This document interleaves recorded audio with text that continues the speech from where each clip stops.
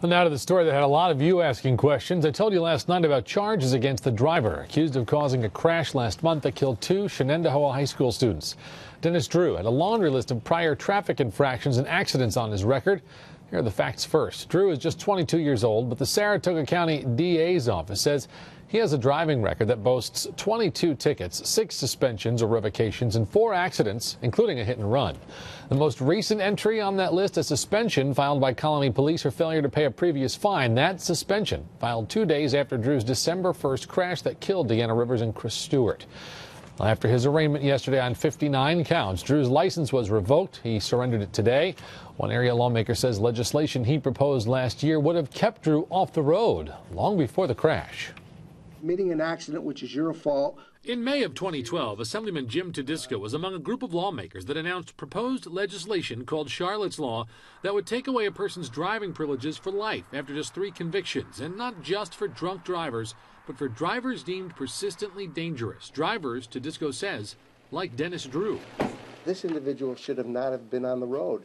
Actually, he should have been incarcerated for 48 years, and 2 kids wouldn't be dead right now, and 2 kids wouldn't be seriously injured. The Charlotte's Law legislation was named for 78-year-old Charlotte Gallo, struck and killed by a driver in 2010. The driver wasn't drunk, but like Drew, Tedisco says, had a history of reckless driving. Gallo's daughter-in-law, Linda Rozelle Shannon.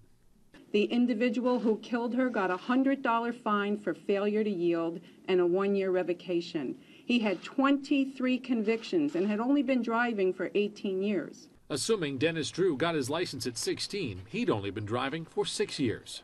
This is a walking time bomb, an individual who gets in a 2-ton vehicle and makes it a weapon, time and time again. So driving is not a right. It's a privilege. It's not in the Constitution. When you endanger the right of individuals to be safe on the roads, I think that privilege has to be taken away. There is probably... In September, Governor Cuomo instituted new rules that can result in someone permanently losing their driver's license, but prior offenses need to have been alcohol or drug related. Tedisco calls it a good first step, but plans to continue his fight to pass Charlotte's Law, since it's clear drivers don't necessarily need alcohol to be dangerous. They're never going to learn their lesson. They're a danger to innocent, law-abiding citizens. Your privileges are not suspended or revoked. You're eliminated your privilege to drive for the rest of your life.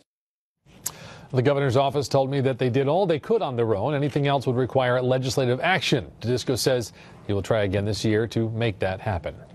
A missing rosary is now at the center of a murder investigation in Schenectady.